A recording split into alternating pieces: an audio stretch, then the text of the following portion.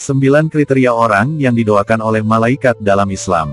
Malaikat diciptakan bertujuan untuk melakukan tugas-tugas tertentu, salah satunya menjalankan tugas mendoakan hamba Allah di dunia. 1. Orang yang tidur dalam keadaan berwudu. Berwudu merupakan kegiatan membersihkan atau menyucikan diri dari hadas dan kotoran.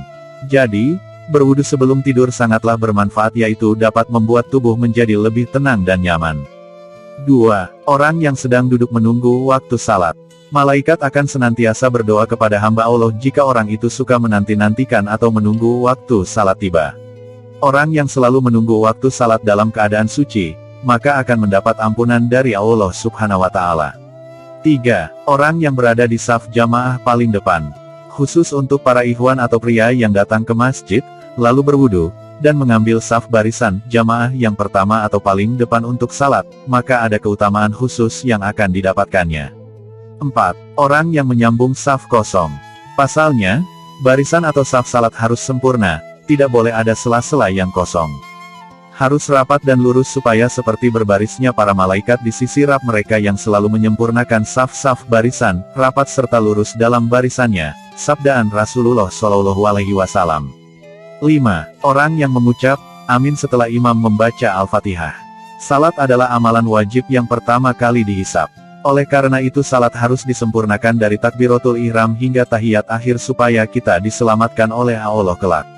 Seperti amalan dalam salat yang perlu diperhatikan dan seringkali dianggap remeh, yaitu mengucapkan kata amin setelah imam membaca Al-Fatihah.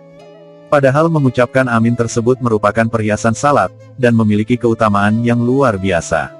Yaitu ucapan amin itu bersamaan dengan aminnya para malaikat, menjadikan dosa-dosa hamba diampuni serta menjadi penyebab terkabulnya doa.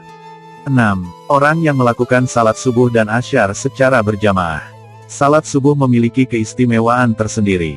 Ya, subuh adalah waktunya para malaikat berkumpul datang sehingga ada banyak hal tak terkira. Namun biasanya di waktu tersebut merupakan hal yang memberatkan untuk melakukan salat, butuh perjuangan untuk bisa melakukan kewajiban tersebut. Seperti contohnya orang melewati waktu subuh karena tidak bangun pagi. Padahal, salat subuh bisa disaksikan banyak malaikat. Begitupun dengan salat asyar, waktu tersebut orang sangat sibuk, merasa enggan dalam melakukan kewajiban. Padahal dua-duanya punya keutamaan yang luar biasa, apalagi secara berjamaah. 7. Orang yang bersedekah. Sedekah adalah amalan yang sangat mulia dengan banyak keutamaannya. Dengan sedekah, kita akan jadi lebih naik derajat karena seperti dikatakan dalam firman-Nya. Quran Surah Al-Hadid ayat 18 yang artinya, sesungguhnya orang-orang yang bersedekah baik laki-laki maupun perempuan dan meminjamkan kepada Allah dengan pinjaman yang baik, akan dilipat gandakan balasannya bagi mereka, dan mereka akan mendapat pahala yang mulia. 8. Orang yang sedang sahur. Di balik waktu sahur, ternyata ada keutamaan yang jarang kita ketahui. Yaitu bisa mendatangkan berkah kebaikan dan pahala yang mengalir. Berkah datangnya dari Allah, sungguh beruntungnya orang yang sedang sahur akan mendapatkan sholawat dari Allah dan doa para malaikat. 9. Orang yang mengajarkan kebaikan. Berbuat baiklah ke semua orang, sekecil apapun. Kalimat tersebut sudah seringkali kita dengar, tapi dari kalimat sederhana itu memang harus kita terapkan dalam hidup. Sebagai umat muslim kita diperintahkan untuk selalu mengajarkan dan mengajak manusia kepada kebaikan. Maka pahalanya akan menjadi untukmu juga.